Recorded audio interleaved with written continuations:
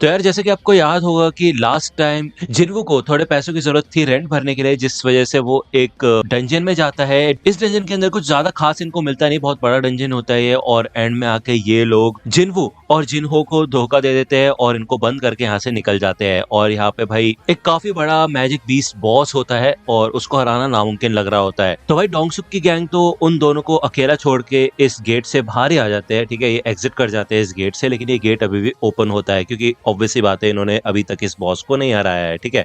अब इनका ये प्लान होता है कि इन्होंने उन दोनों को अकेले अंदर छोड़ दिया है और ऑब्वियस सी बात है कि वो दोनों अकेले उस बॉस को तो बिल्कुल भी नहीं हरा सकते। इसलिए हम वेट करेंगे कि वो मकड़ी उन दोनों को खा जाए, उसके बाद वो जाके सो जाए, तब हम जाके वहां पे माना क्रिस्टल्स को माइन करना शुरू करेंगे। अब क्योंकि इन्होंने वो गुफा का दरवाजा बंद कर दिया होता है, तो डोंगसुक ने देखा था एक और रास्ता होता है, एक टनल टाइप होता है ऊपर से, वो लोग वापस वहां से जाएंगे, ठीक है ना। इनकी एक और पॉसिबिलिटी होती है कि अगर बाय चांस वो मकड़ी उन दोनों को खाने के बाद नहीं सोती, जिंदा रहती है, तो सिंपल सी चीज है कि जो जिन्होंने इक्विपमेंट्स पहने हुए थे वो काफी ज्यादा महंगे थे, वो तलवार वगैरह सब कुछ, उसकी कीमत बहुत ज्यादा है, तो ये लोग बस उसको लेके वहां से निकल लेंगे, ठीक है ना। डोंगसुक को लगता है कि वो बहुत बड़े घराने से है, तो वो उसका बैकग्राउंड चेक करने लग जाता है यहाँ पे बैठ के, ठीक है। और दूसरी ओर हमें जिन्वू और जिन्हो का सीन दिखाया जाता है। अब यार जैसा कि आपको याद होगा, जिन्वू आगे बढ़ता है उस स्पाइडर से लड़ने के लिए, लेकिन जिन्हो उसे रोकता है और वो कहता है देखो यार, ये एक सी रैंक का डंजन है और इससे लड़ने के लिए एटलीस्ट एक बी रैंक का हंटर होना चाहिए। अगर तुम सी रैंक के बॉस को अकेले हराना चाहते हो तो, या फिर एटलीस्ट यार सी रैंक का टॉप टायर के हंटर तो होना ही चाहिए। जिन्वू तुम ऐसा नहीं कर सकते, तुम तो ई रैंक के हो, हम यहाँ से बाहर निकलने का कोई रास्ता ढूंढते हैं, ठीक है ना। तो जिन्वू मन में सोचता है कि यार जिन्हो की बात तो ठीक ही है, ऑब्वियस सी बात है, क्योंकि वो पहले जिस स्नेक वाले बीस्ट से लड़ा था वो भी इतना ज्यादा ताकतवर नहीं था, और ये जो स्पाइडर वाला बीस्ट है ये अलग ही लेवल पे है।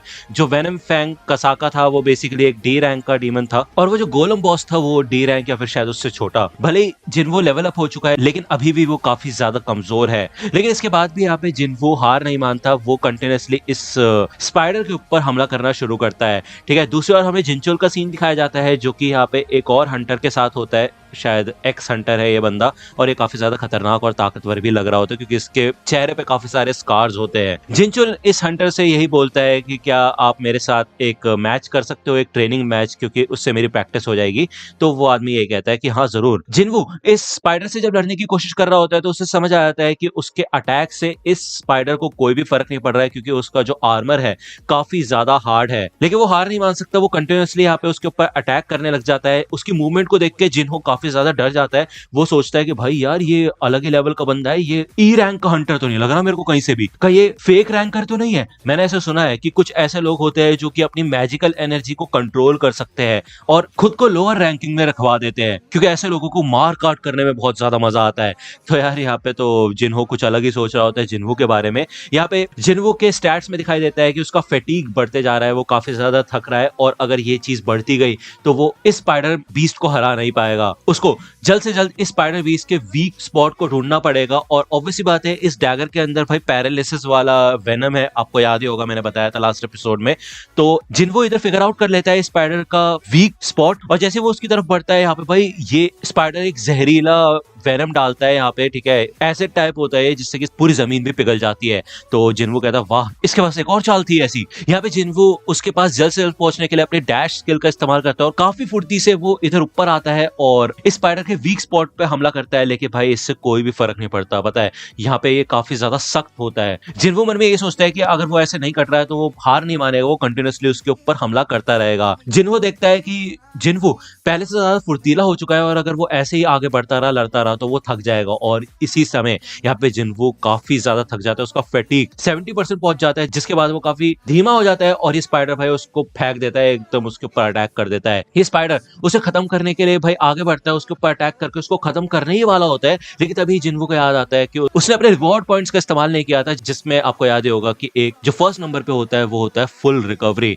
उसका इस्तेमाल करके वो पूरी तरह से रिकवर हो जाता है और अपनी पूरी जान से वो इस डैगर का इस्तेमाल करके स्पाइडर के वीक स्पॉट पे हमला करता है। कंटिन्यूसली वो काफी सारे हमले करता है और धीरे धीरे करके ये स्पाइडर इधर पैरालाइज होना शुरू हो जाता है, क्योंकि ये ही इस डैगर की खासियत है, ठीक है ना। सामने वाला पैरालाइज हो जाता है इसके घाव से। यहाँ पे जिन्वू लेवल अप हो चुका होता है और इस डंजन का भी मास्टर बन चुका होता है। वो यहाँ पे शुक्रिया अदा करता है अपने आप को कि अच्छा वो आज उसने अपने रिवॉर्ड पॉइंट्स का इस्तेमाल नहीं किया था, ठीक है। दूसरे जिन्हो को तो यकीन ही नहीं होता कि भाई इस बंदे ने अकेले इस बॉस की वाट लगा दी। इसका मतलब यही है कि ये एक फॉल्स रैंकर है। यहाँ पे जिन्वू इस जेम को बाहर निकालता है और भाई जिनहो तो पूरी तरह से चेंज हो चुका होता है और कहता है सर आपको पानी चाहिए, सर मैं ये इन माना क्रिस्टल को माइन करने में आपकी मदद करता हूँ, ठीक है ना सर। तो ऊपर वाली गुफा में से डोंगसुक की गैंग यहाँ पे आ जाती है और ये लोग कहते हैं वाह ये बंदा जिंदा है यहाँ पे। दूसरी बार हमें जिनचुल और उस एक्स हंटर का सीन दिखाया जाता है, ये दोनों यहाँ पे ट्रेनिंग कर रहे होते हैं और भाई ये बंदा तो जिनचुल की वाट लगा के रख देता है और काफी थक जाता है जिनचुल और वो कहता है कि थैंक यू मेरे साथ मैच करने के लिए, मेरे को काफी कुछ सीखने को मिला। तो ये एक्स हंटर कहता है वैसे अब मैं पहले से कमजोर हो चुका हूँ, मैं पहले की तरह फुर्तीला नहीं हूँ, लेकिन उसके बाद भी इस बंदे ने यहाँ पे काफी बवाल मचाया होता है, ठीक है ना। अब यार इनकी भी कोई स्टोरी होगी, हमें बाद में बताया जाएगा। यहाँ पे हमें डोंगसुक की गैंग का सीन दिखाया जाता है और ये लोग यही बात करते हैं कि भाई हो सकता है ये बड़ी सी स्पाइडर एक नंबर की डरपोक हो और बस साइज में बड़ी हो, असलियत में बेकार हो, ठीक है ना। या फिर ये ऐसा हो भी सकता है कि इस बंदे के पास इतने तगड़े इक्विपमेंट्स है, इसकी मदद से इन्होंने इसको हरा दिया हो। तो डोंगसुक कहता है हे जिनहो, मैंने तुम्हारे बारे में थोड़ी रिसर्च की है, मैं सोच ही रहा था तुम्हें इतनी सारी महंगी चीजें मिली का, तो मैंने ये पता किया कि तुम्हारे पिता यू म्यूंगन यूजिन कंस्ट्रक्शन के हेड है, क्यों है ना। तो मैं तुम्हें एक मौका देना चाहता हूँ, तुम जिन्वो को मार दो। देखो तुम्हें तो ये बात पता ही चल गई होगी कि हम कमजोर लोगों को यहाँ पे मरने के लिए छोड़ देते हैं और उसके बाद सारा इनाम आपस में बांट लेते हैं। तो जिन्हो तुम हमारे काफी ज्यादा काम आ सकते हो, अगर तुम जिंदा यहाँ से बाहर निकलना चाहते हो तो तुम्हें हमारा कहना मानना पड़ेगा। तो यहाँ पे जिन्हो आगे बढ़ता है, जिन्वो के पास आता है और वो उल्टा उसको डिफेंड करने के लिए तैयार हो जाता है। तो डोंगसुक की गैंग तैयार हो जाती है इन लोगों को जान से मारने के लिए और ये लोग कहते हैं कि क्या तुमने कभी आज से पहले किसी असली इंसान को मारा है। तो इससे पहले कि जिन्वो कुछ सोच पाए कुछ कर पाए तभी उसके सामने एक ओवरले खुल जाता है जिसमें लिखा होता है कि अपने दुश्मनों को हराओ, यहाँ पे तुम्हारे सामने 6 दुश्मन है जो तुम्हारी जान लेना चाहते हैं। और भाई इससे पहले कि मैं ये पढ़ पाऊँ ये गायब भी हो जाता है। मतलब ये चीज मेरे को बिल्कुल भी पसंद नहीं आती सोलो लेवलिंग की, कि इतने बड़े बड़े ये प्रॉम्प्ट्स दे देते हैं उसके बाद हमें पढ़ने का मौका भी नहीं देते, पॉज करके पढ़ना पड़ता है, इतने में गायब भी हो जाता है, ठीक है ना। इससे पहले कि जिन्वो कुछ सोच पाए यहाँ पे एक बंदा आके जिन्वो को बहुत खतरनाक तरीके से घायल कर देता है और पीछे उड़ा देता है, इधर उसकी वाट लग जाती है। दूसरी ओर हमें इन हंटर लड़कियों का सीन दिखाया जाता है जो कि व्हाइट टाइगर गिल्ड और साथ ही साथ बड़े बड़े हंटर गिल्ड में होती है, ठीक है। इनमें से एक बंदी होती है जीना जो कि भाई चा के साथ ट्रेनिंग करने गई थी और आप तो जानती है भाई मिस चा काफी कमाल की ए रैंक की हंटर है और जीना ये बताती है कि हम तो उनके साथ गए थे लेकिन हमें कुछ सीखने को नहीं मिला क्योंकि वो लड़ाई तो एकदम ही खत्म हो गई थी, उन्होंने पलक झपकते ही सारे के सारे बीस्ट को खत्म कर दिया। लेकिन ये इस बात पे खुश होते हैं कि ये काफी बड़े बड़े हंटर गिल्ड्स में शामिल हो चुके हैं और इससे इनको और भी बड़ी अपॉर्चुनिटीज मिल सकती है। यहाँ पे जिन्वो के सर पे भी चोट लगी होती है और उसके सामने ये जो प्रॉम्प्ट होता है उसको देख के उसे यकीन नहीं होता कि ये क्या हो रहा है। मतलब ऑब्वियस सी बात है ये सिस्टम जो है उसे लग रहा था कि ये सिस्टम उसकी मदद कर रहा है, लेकिन अब उसको ये सब देख के ऐसा लग रहा है कि सिस्टम उसका ही इस्तेमाल कर रहा है और अब ऐसा दिन आ चुका है कि उसको इंसानों को मारना पड़ेगा। उसको समझ आ जाता है कि सिस्टम ने उसको जिंदा रखा हुआ है और ये डंजन्स ऐसी जगह होती है जहाँ पे कमजोर लोगों की कोई भी जरूरत नहीं होती है, उनको मार देना चाहिए और स्ट्रॉन्ग लोग ही जीतते हैं। तो इसलिए यहाँ पे जिन्वो उठ के खड़ा हो जाता है और उसको समझ आ जाता है कि भाई उसके पास और कोई चारा नहीं है बजाय इन एनिमीज को हराने के, नहीं तो वो खुद मर जाएगा, ठीक है। यहाँ पे जिन्वो आगे बढ़ता है और उसका ऑरा बहुत बुरी तरह से चेंज होने लग जाता है। वो ये कहता है तो तुम हंटर्स अपनी जान से खेलने के लिए तैयार हो, क्यों है ना, अपने लिए प्रार्थना तो कर ली है ना तुमने। तो यहाँ पे एक हंटर आता है और वो कहता है ओए तुम क्या बकवास कर रहे हो, तुम्हें पता है ना तुम इस पूरी दुनिया के सबसे कमजोर हंटर हो, क्या कर लोगे तुम। यहाँ पे भाई जिन्वो पलक झपकते अपने डैगर से उसकी गर्दन काट देता है पूरी, उसका सर कट के अलग हो चुका होता है। इसे देख के डोंगसुक चौंक जाता है, भाई वो सोचते चल क्या रहा है, हो क्या रहा है, एकदम पता ही नहीं चला ये हुआ क्या। जिन्वो समझ जाता है कि भाई सिर्फ जो ताकतवर लोग होते हैं उन्हें जिंदा बचने का हक होता है, कमजोर लोगों को जिंदा रहने का कोई हक नहीं है।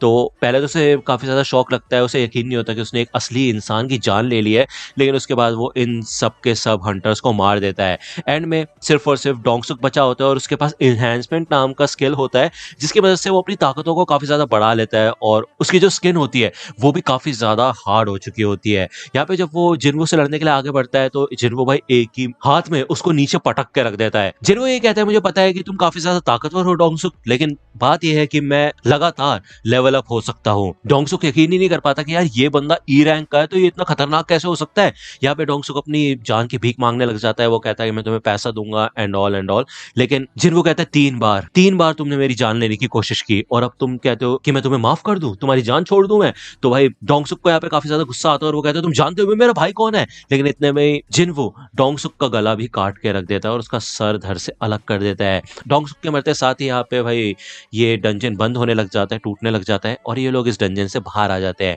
यहाँ पे एक असिस्टेंट होती है और उसको रिपोर्ट मिल जाती है कि इस सी रैंक के डंजन में सबके सब लोग मारे गए और सिर्फ ये 2 बंदे ही जिंदा बचे हुए हैं, ठीक है।